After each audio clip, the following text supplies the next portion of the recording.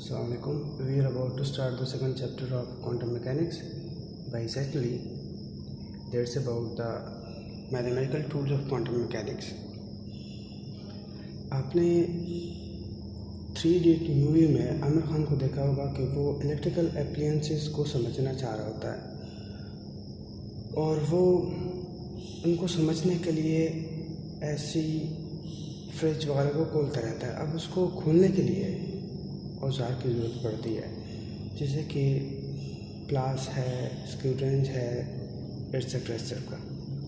तो इसी तरह अगर हमें क्वांटम मैकेनिक्स को समझना है तो हमें कुछ मैथमेटिकल टूल्स, सिंबल्स और इक्वेशंस की ज़रूरत पड़ती है, या फिर अगर हमें क्वांटम मैकेनिक्स के लॉज को डेवलप करना है तो हमें कुछ मैथमेटिकल सिंबल्स टूल्स की ज़रूरत पड़ती है। इस चैप्टर में हम उन टूल्स को पढ़ते हैं। अच्छा, अगर क्वांटम मैकेनिक्स को समझना है तो हमें श्रोडिंगर इक्वेशन को समझना पड़ेगा। श्रोडिंगर वेव इक्वेशन क्या है? अगर हम टाइम इंडिपेंडेंट श्रोडिंगर इक्वेशन की जिक्र करें तो वो है इस साई इक्वल टू ई साई। इसी तरह टाइम डिपेंडेंट श्रोडिंगर इक्वेशन है, उसमें जो हमारा वेव फंक्शन है वो स्पेस के साथ साथ टाइम पे भी डिपेंड करता है। उस केस में हमारे पास श्रोडिंगर इक्वेशन होता है H psi is equal to iota H bar partial by partial T of psi. अगर इसमें हम हैमिल्टोनियन को ओपन करके लिखे, जो कि है H bar square divided by 2m into del square, that is a Laplacian operator, plus VFR, that is a potential operator। ये पोटेंशियल टाइम पे भी डिपेंड कर भी सकता है, नहीं भी कर सकता। अगर ये टाइम पे डिपेंड नहीं करता तो ये पे सेंट्रल पोटेंशियल कहलाता है, और इस केस में ये स्टेशनरी सॉल्यूशंस देता है। इन सब चीज़ों को हम आगे जाकर पढ़ेंगे। फिलहाल हमारा मकसद है श्रोडिंगर इक्वेशन को ओपन करके निकला है। ये है Hamiltonian into psi is equal to, अगर टाइम इंडिपेंडेंट लिखा है तो ई साई। इस इक्वेशन में अगर हम देखें तो इस इक्वेशन की जो स्ट्रक्चर है वो लीनियर है। लीनियर का मतलब थ्रू आउट इस इक्वेशन की डिग्री 1 है, मतलब हर एक टर्म की जो पावर है वो 1 है। अगर आपको यहाँ पर पावर 2 नज़र आ रहा है तो ये डिग्री नहीं, ये ऑर्डर है। किसी ऑपरेटर का पावर इक्वेशन का ऑर्डर डिसाइड करता है, जबकि इस वेरिएबल का पावर इक्वेशन की डिग्री डिसाइड करता है। अगर यहाँ पर आपको एच बार स्क्वायर नज़र आ रहा है, ये एक स्केलर है, तो ये भी डिग्री डिसाइड नहीं करता। जैसे कि अगर 5 का स्क्वायर है, इसको आप 25 भी लिख सकते हो, तो यहाँ पे फिर इसकी पावर 1 है, ये दोबारा लीनियर ही बनता है। तो ये हमारे पास जो इक्वेशन है श्रोडिंगर इक्वेशन, इसकी स्ट्रक्चर लीनियर इक्वेशन की है, और इसमें जो ऑपरेटर्स है वो भी लीनियर है, लीनियर ऑपरेटर्स है। इसमें क्या है इस श्रोडिंगर इक्वेशन में? दो चीज़ें हैं। एक है लीनियर ऑपरेटर्स और दूसरा है वेव फंक्शंस। अब अगर जैसे कि हमने कहा क्वांटम मैकेनिक्स को समझने के लिए श्रोडिंगर इक्वेशन को समझना ज़रूरी है, इसी तरह श्रोडिंगर इक्वेशन को समझने के लिए हमें लीनियर ऑपरेटर को समझने के लिए ऑपरेटर्स को समझने की ज़रूरत है, और इसी तरह हमें वेव फंक्शंस को समझने की ज़रूरत है। अब वेव फंक्शंस है क्या? यहाँ पे wave functions abstract Hilbert space के एलिमेंट है।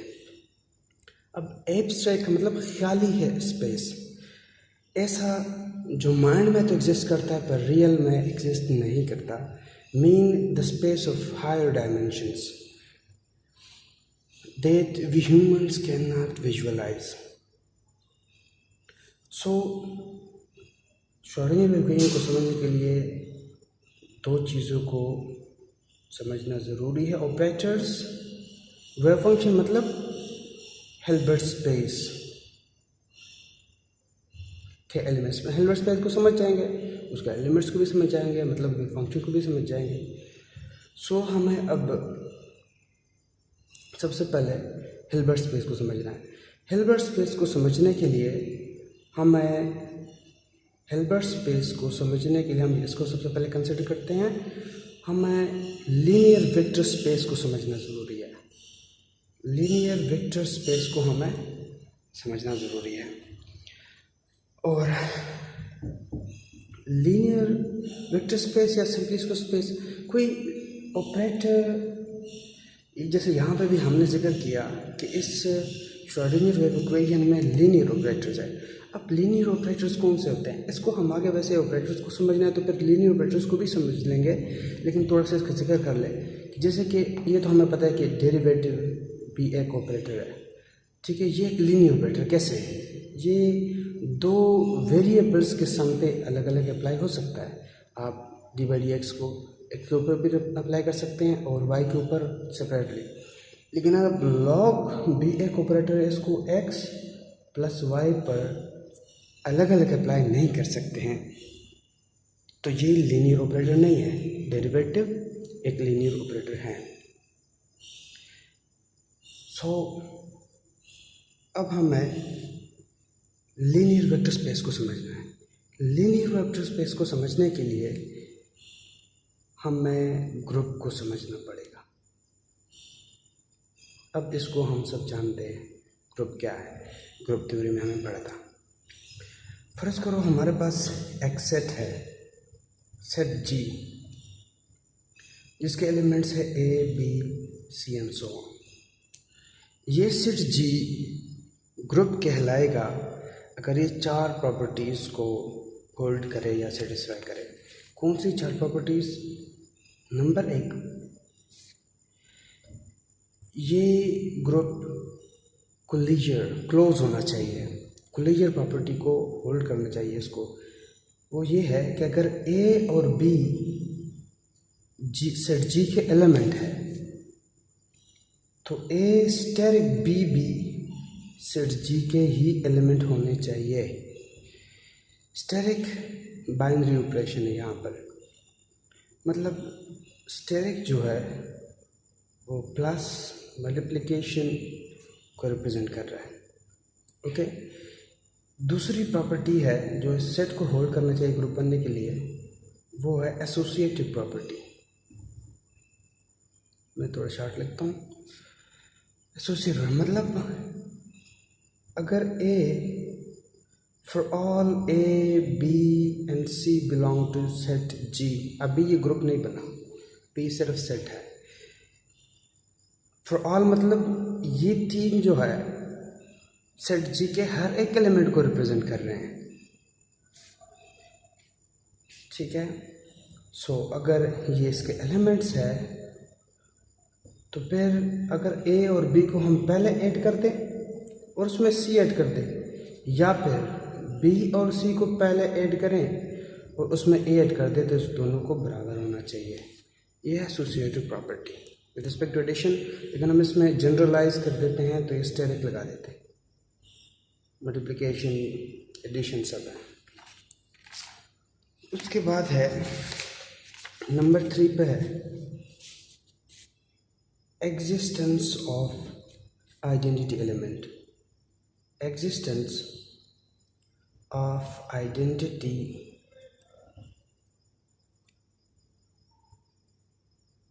एलिमेंट। आइडेंटिटी एलिमेंट एक ऐसा एलिमेंट होता है जो लेफ्ट और राइट पर ऑपरेट करने से किसी नंबर को, किसी सेट के एलिमेंट को चेंज नहीं करता। और इस सेट को अगर ग्रुप बनना है तो इसमें एक आइडेंटिटी एलिमेंट का होना ज़रूरी है। फर्ज करो हमारे पास there exist an element E belong to set G such that, अगर इस E को G के तमाम element for all elements A of set G के राइट लेफ्ट से ऑपरेट कराएं या फिर इसके राइट से ऑपरेट कराएं तो ये इसको चेंज ना करे। इस केस में अगर ऐसा हो कि लेफ्ट और राइट से ऑपरेट करने पर A कोई चेंज नहीं कर रहा, A मतलब सेट के हर एक एलिमेंट को चेंज नहीं कर रहा है, तो ये E जो है ये आइडेंटिटी एलिमेंट इस सेट का कहलाएगा। और ये ई जो है इस सेट में मौजूद होना चाहिए। हमने कहा कि there exist an element E belong to G, मतलब इस सेट में एक ऐसा भी एलिमेंट होना चाहिए जो सब के साथ ऑपरेट होने पर उनको चेंज नहीं करता। नंबर 4 प्रॉपर्टी है existence of inverse, existence of inverse of each element of G. मतलब एग्जिस्टेंस जो है हर जी के हर एलिमेंट का इनवर्स एग्जिस्ट करना चाहिए। अच्छा, for all A belong to G, there exists an element A inverse such that A steric A inverse is equal to A inverse steric A is equal to identity, और यहाँ पर वो identity E है इस set की। अगर कोई set G जो हमारे पास G है, अगर वो ये 4 प्रॉपर्टीज़ होल्ड करता है तो वो सेट G जो है वो ग्रुप कहलाएगा। ठीक है, और ये ग्रुप अगर एक एडिशनल एक और भी प्रॉपर्टी होल्ड करे, that is the commutative property, तो ये सेट G एबिलियन ग्रुप कहलाएगा। मतलब 5वीं एक प्रॉपर्टी भी होल्ड करे ये सेट G, वो कौन सी है? अगर for all A and B belong to G, A asterisk B और B स्टेरिक A ये दोनों बराबर हो, तो ये हम ये कहेंगे कि भाई ये सेट G है, ये कम्यूटेटिव प्रॉपर्टी भी होल्ड कर रहा है और ये पहले ग्रुप भी है, तो ये G पर हम G को हम एबिलियन ग्रुप कहते हैं।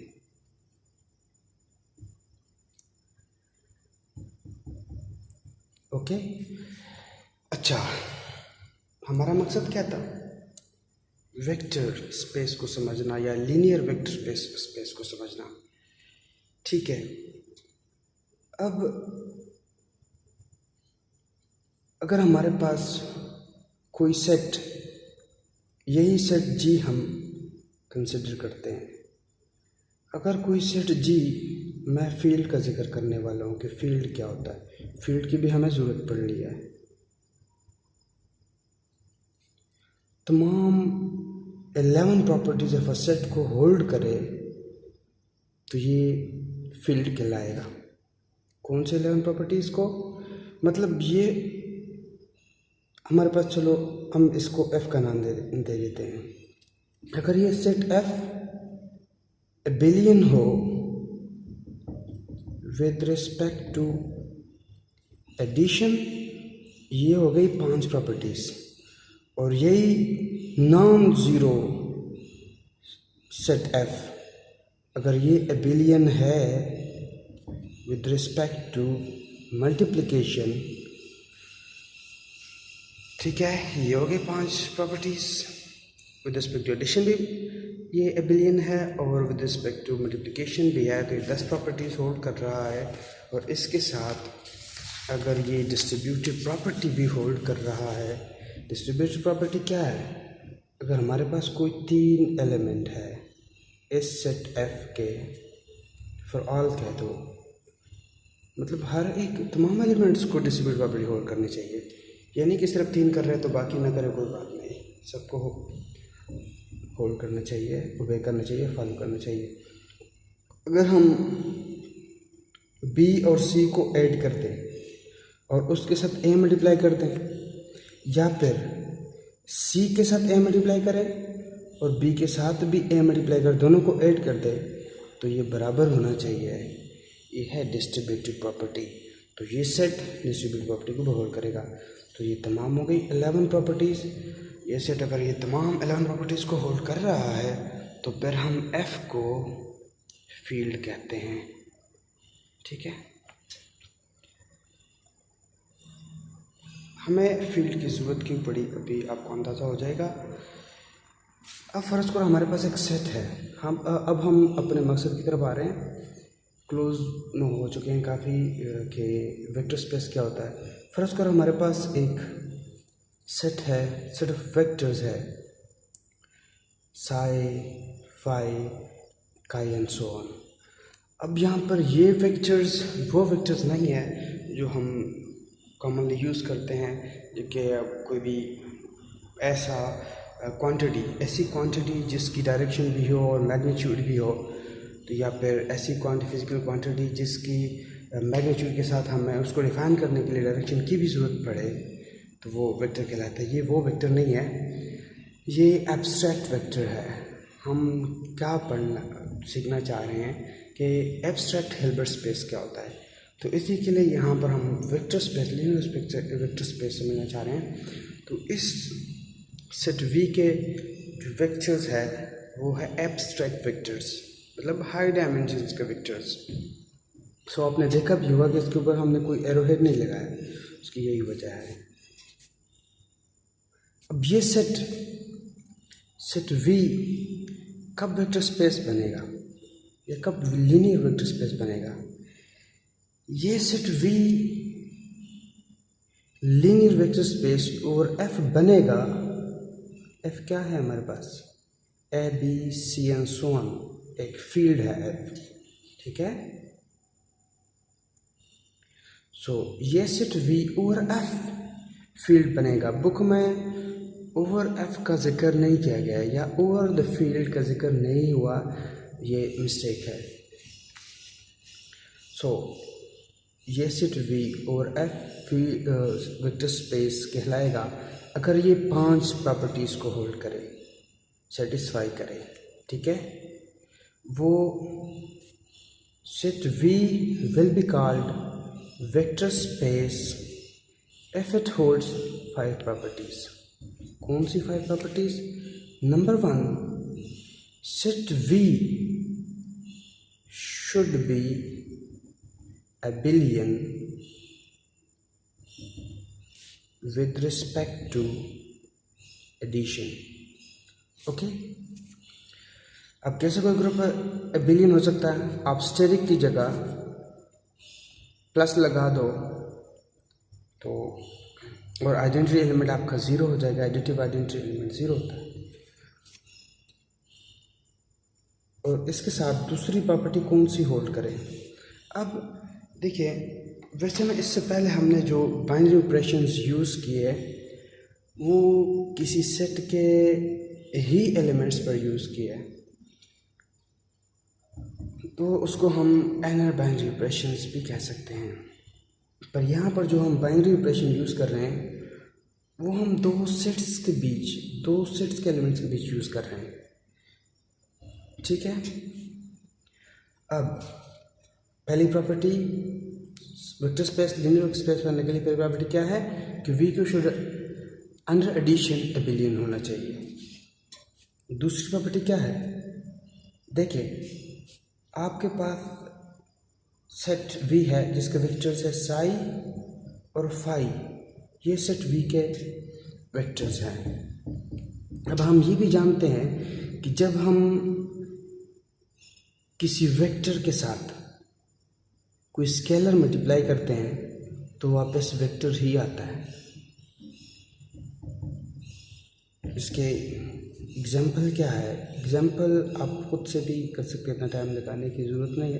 चलो फिर भी अगर हमारे पास एक वेक्टर फर्ज करो 5i + 6j, और इस वेक्टर के साथ हम सिंपलिसिटी के लिए 2 मल्टीप्लाई करते हैं तो ये क्या बनेगा?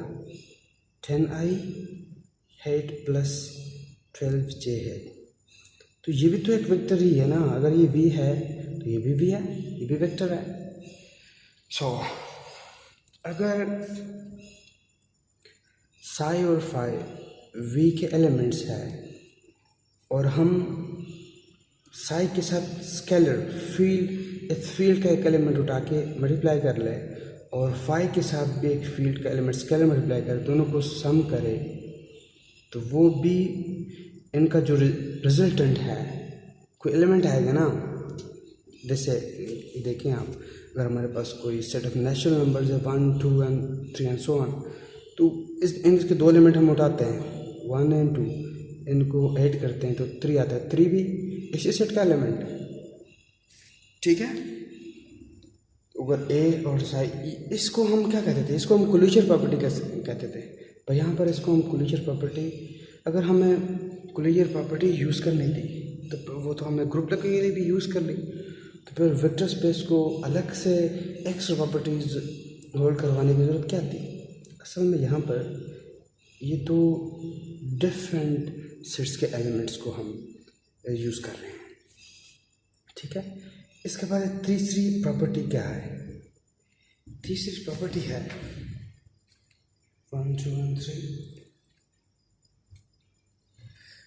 अगर साई और फाई को exactly like distributive, you can also call it distributive property, अगर साई और फाई को ऐड कर ले, उसके साथ ए मल्टीप्लाई कर ले, या फिर फाई के साथ ए मल्टीप्लाई करें और साई के साथ भी ए मल्टीप्लाई करें तो दोनों बराबर होंगे। अब इसके बाद है फोर्थ प्रॉपर्टी। फोर्थ प्रॉपर्टी क्या है, associative property with respect to scalar multiplication. क्या है, हम फील्ड के दो एलिमेंट उठाते हैं ए और बी, साई के साथ मल्टीप्लाई करते हैं, लेकिन पहले हम बी को साई के साथ मल्टीप्लाई कर दें, या फिर हम पहले ए को साई के साथ मल्टीप्लाई करें, ठीक है, या फिर ए और बी को मल्टीप्लाई कर दें फिर उसको साई के साथ मल्टीप्लाई कर दें, तो इनको सेम होना चाहिए, इस प्रॉपर्टी को भी इसको होल्ड करना चाहिए, ठीक है। और नंबर 5 प्रॉपर्टी है, हम फील्ड एफ का कोई एलिमेंट जैसे कि मल्टीप्लिकेटिव आइडेंटिटी उठा दें, उसको साई के साथ किसी भी vector for all psi belong to set V, अगर इसके साथ हम मल्टीप्लाई कर दें तो इसके ऊपर कोई फ़र्क ना पड़े, या फिर अगर हम इस सेट एफ का कोई एडिटिव आइडेंटिटी मल्टीप्लाई कर दें साई के साथ, हर एक वेक्टर के साथ, यहाँ पे साई हम हर एक वेक्टर को ले रहे हैं for all psi belong to V, तो वो 0 आ जाए, मतलब इस वेक्टर के जो हमने मैग्नीट्यूड था उसको 0 कर दें, ठीक है। तो अगर कोई set of vectors v in 5 properties को होल्ड करता है तो वो सेट v वेक्टर स्पेस कहलाता है, या फिर लीनियर वेक्टर स्पेस कहलाता है।